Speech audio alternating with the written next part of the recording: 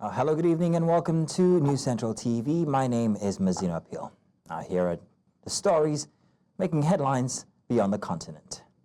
We begin in America, where Los Angeles has declared a state of emergency as a wildfire rapidly expanded from 10 to over 2,900 acres within hours, forcing over 30,000 residents to evacuate and threatening 13,000 structures. Fire Chief Kristin Crowley confirmed the blaze broke out on Tuesday at 10:30 a.m. in the Pacific Palisades area. Footage shows homes consumed by flames and residents escaping on foot. Los Angeles County Fire Chief Anthony Maroon has warned that the Pacific Palisades remains at high risk. Meanwhile, a second fire has ignited near Altadena, approximately 40 kilometers inland. Millions across California remain under a red flag warning, indicating extreme fire danger as conditions worsen. 5,000 acres that have burned, and the fire is growing. We have no percentage of containment. We have an estimated 1,000 structures destroyed, and also no reported fatalities, and a high number of significant injuries to residents. For more on this, I'm joined by international correspondent Afia Hagen. Afia, good evening. Thank you very much for joining us. Afia, we're wondering what exactly the latest is on the devastating fires. Well, it's now been confirmed that 2 people have died as well as dozens others injured in these wildfires that are raging across this part of Los Angeles. So there's 4 ongoing fires, the Eaton, Palisades, Hearst, and Woodley, and they are stretching the emergency services, particularly the fire services, to their limits, so much so that the governor of California, Gavin Newsom, has announced that the National Guard will be assisting in the attempts to contain the fire. Now, you heard the fire chief say that there is 0% containment at the moment. So what fire services are doing now is evacuating people and trying to protect life and property. Now, the fires which broke out yesterday have burned thousands and thousands of acres. Most of those were overnight from Tuesday night into Wednesday. Residents are also being urged all across Los Angeles to conserve water as much as possible, and the air quality in the Los Angeles district is very, very dangerous at the moment because as well as the bush and the wood burning and trees, it's also burning through neighborhoods, down streets, so you're burning buildings that have glass and metal, and of course you have all those noxious gases going into the air as well. Like I said, the Governor Gavin Newsom has said that National Guard and troops will be deployed to assist the fire services, and President Joe Biden is going to receive a briefing from CAL FIRE chiefs at a local fire station. Now, he is on a pre-scheduled visit to Los Angeles himself, and Dr. Joe Biden were supposed to be in Los Angeles anyway, but now they've arrived during the time of the fire. They will be getting a briefing from local fire chiefs. Afia, do we know how the fire started?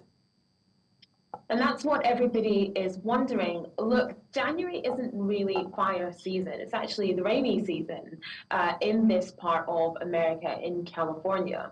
You usually have the fire sort of leading up to October, November, December. But it's been a very dry start to the rainy season. Couple that with the Santa Ana winds, that's the winds that blow at this time of year particularly, that are up to 100 miles per hour. So you have these sort of hurricane force winds, very dry weather, and then you also have lots of areas of bushland and woodland that haven't been burned for a while. These wildfires are quite common, and actually they're a way of nature sort of turning over the land, but you haven't had one for quite a while. So therefore, all these factors together have meant that these fires that have started because of the Santa Ana winds, the embers are blowing and catching fire on those famous palm trees that we see all over Los Angeles. They are the perfect sort of kindling, actually, for these fires. So these conditions coming together mean that it's a perfect conditions to what's being called the worst fire ever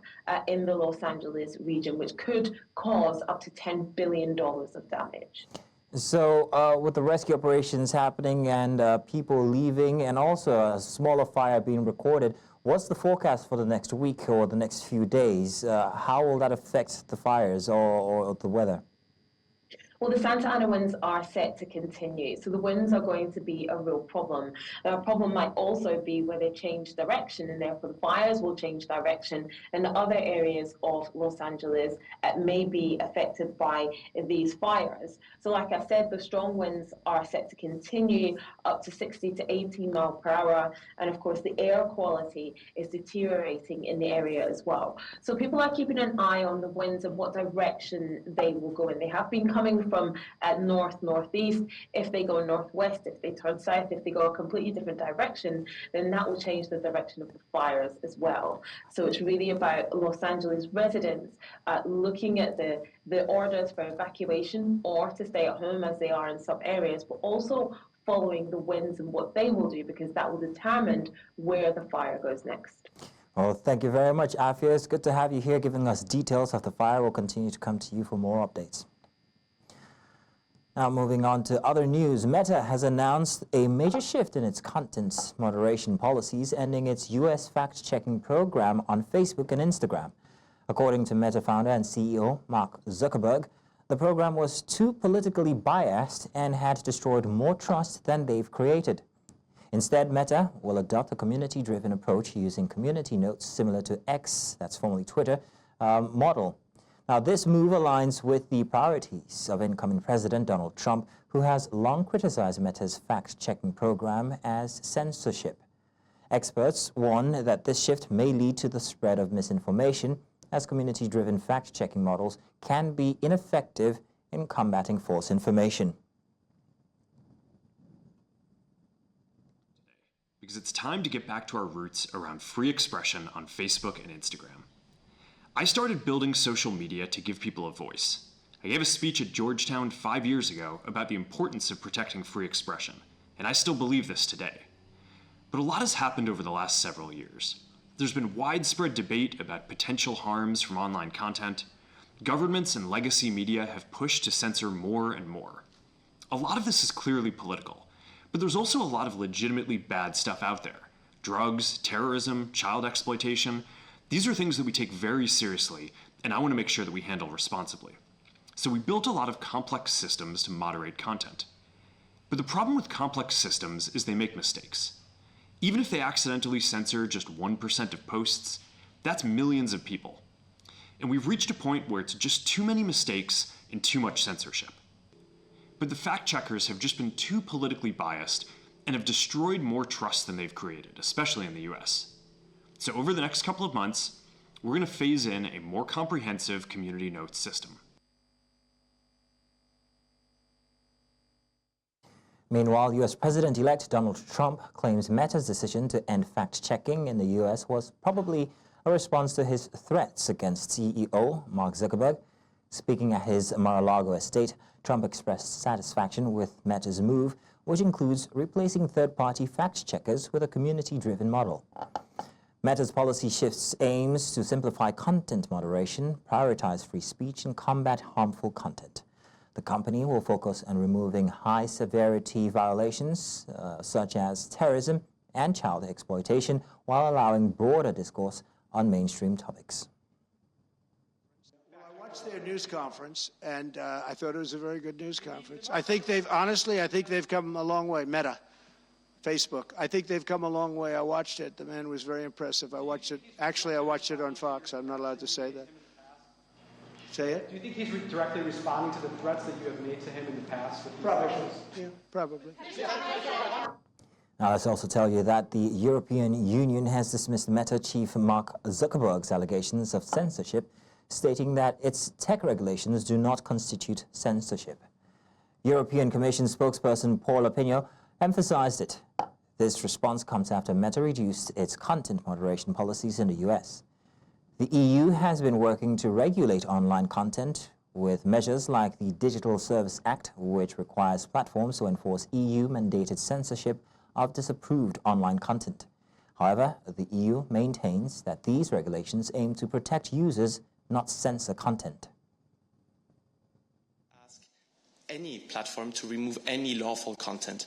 We just need to make the difference between illegal content and then content that is potentially harmful. This is an in-between category, harmful for minors, harmful for our democracies. There we ask just platforms to take appropriate risk mitigation measures.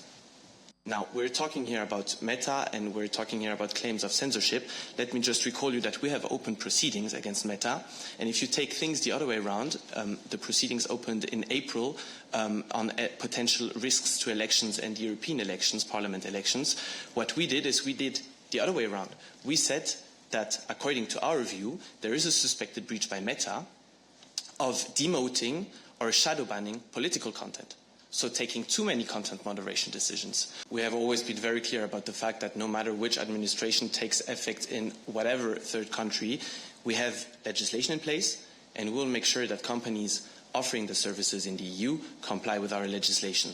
Now, you referred to an important point, censorship, or censorship claims made by the CEO of Meta. Now, we have always been extremely clear about the fact that nothing, but absolutely nothing in the DSA forces or asks or requests a platform to remove. Now we're going to break, and when we get back, call for break, or rather, we're going on a short break now to bring you more news from around the continent, where we're going to tell you that Spanish Prime Minister slams ex-boss Elon Musk for undermining democracy. Stay tuned.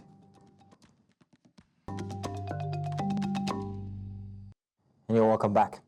Now, France and Germany have issued a stern warning to U.S. President-elect Donald Trump, cautioning him against threatening sovereign borders. Trump sparked alarm after refusing to rule out military action to take control of Greenland, an autonomous Danish territory. French Foreign Minister Jean-Noël Barrot emphasized that the EU will not permit other nations to attack its sovereign borders. German government spokesman Stefan Heberstreit reiterated that borders must not be moved by force. The warnings come as Trump's comments coincide with a private visit by his son, Donald Trump Jr., to Greenland. The EU leaders are urging calm, but emphasizing the need for strengthening military capabilities. Aujourd'hui, il y a la montée des blocs, qu'on peut traduire par une forme d'impérialisme qui se matérialise à la fois concrètement sur des déclarations comme celle de M. Trump, qui sont des déclarations sur du physique, l'annexation de territoires entiers, et puis aussi de façon numérique, j'allais dire, par le fait par la force numérique d'un certain nombre d'opérateurs mondiaux, qu'ils soient d'ailleurs américains, chinois ou autres,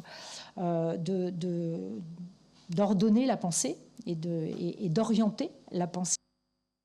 And now to further discuss this, I'm joined by Godson Azu, political analyst. He joins us from Peterborough in the UK. Godson, you're welcome. Thank you very much for joining us this evening again. And what do you believe is the broader impact of President-elect Trump's comments on the concept of national sovereignty, particularly in relation to Europe's position on territorial integrity? Yeah, thank you very much. I think the impact here is going to be in relation to how sovereign nations are trying to interact or engage with other fellow sovereign nations, and especially smaller sovereign nations in the community of nations. It's very important here to note that we're going to see a new global order, a new formation of power struggle as soon as Donald Trump assumes office from the 20th of January 2023. The world is to be awoken to this reality. Before I emphasize a little bit more on this, it's important to understand the person of Donald Trump and his thinking. From my own observation, I cannot see Donald Trump from the point of a political realist, a pragmatic leader, and a unilateral person who does not have strong confidence and faith in any forms of multilateral arrangements. We can see that from his first time in office between 2016 to 2020, the manner in which he dealt with so many multilateral organizations and how he goes about dealing with his foreign policy approach in terms of engaging with countries of interest on a one-to-one personal relationship rather than a collective engagement. And so this should have given a lot of signal to a lot of countries. And coming to the issue of Greenland and self-sovereignty or self-governance or sovereignty, it's important to understand that Greenland serves as a very strategic security location for the United States from the Northern American axis and the Arctic. And for the fact that there is an ongoing power disposition at the moment from China, Russia, and to a larger extent, the United Kingdom itself, because you find a situation where Russia is battling strongly to reposition its Okay, so influence in Europe. Gutson, just to speed things up a bit, I'm going to go into my next question, which I'm sure you might be touching on still. Given the recent tension over Greenland, how do you foresee the role of international diplomatic institutions such as the United Nations, NATO, in mitigating potential conflicts? Well, like I was trying to emphasize on the importance of Greenland and the strategic location of Greenland to the U.S. and to some of the key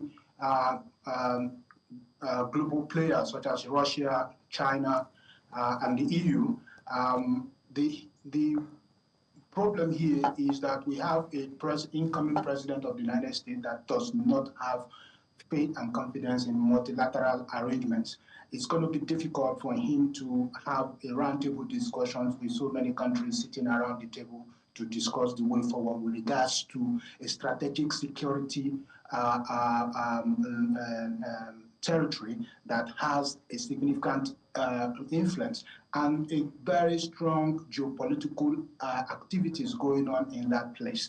Just as you have the Panama Canal issue, you have other key strategic issues the U.S. is going to look into during Donald Trump era. And so I see a situation whereby solving a bit of this problem would take a bit of bilateral and a bit of multilateral engagement. Having to understand the kind of person Donald Trump is, he would prefer more bilateral discussions with key strategic concerned countries to find a reasonable resolution that will be to the greater benefit of the United States of America. Understand that whatever Trump is doing or whatever he's going to do in his office is going to be to the greater interest of the United States. Understand that he's a realist, like I said. And the main value of every realist is about power acquisition. It's about influence. It's about strategically positioning yourself as a leader and as a country of influence, as a leader of influence, and being able to assert your position. You're absolutely right, because it seems that that's what he's doing. Even, I mean, to counterparts, he's asserting his dominance, let's put it that way. But thank you very much, Gusanazu, for joining us and giving us your expert opinion on the matter. Thank you. Thank I'm you. moving on now. Still in Europe, Spanish Prime Minister Pedro Sanchez has strongly condemned Elon Musk, accusing him of openly attacking institutions and stirring up hatred. Musk, set to join U.S. President-elect Donald Trump's administration, has sparked outrage in Europe with his attacks on leaders like German Chancellor Olaf Scholz and UK Prime Minister Keir Starmer. Sanchez criticized Musk for heading an international reactionary movement, supporting far-right ideologies and promoting hatred.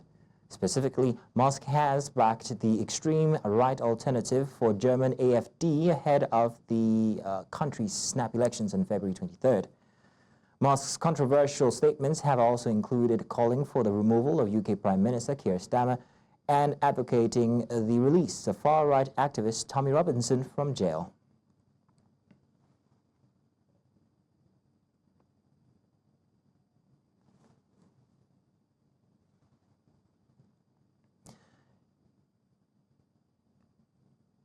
And that's all on Beyond the Continent. Now to remember, you can watch News Central live on DSTV, channel 422 Star Times, channel 274, Avo TV, and of course on YouTube. Once again, many thanks for watching. My name is Mazino Appeal.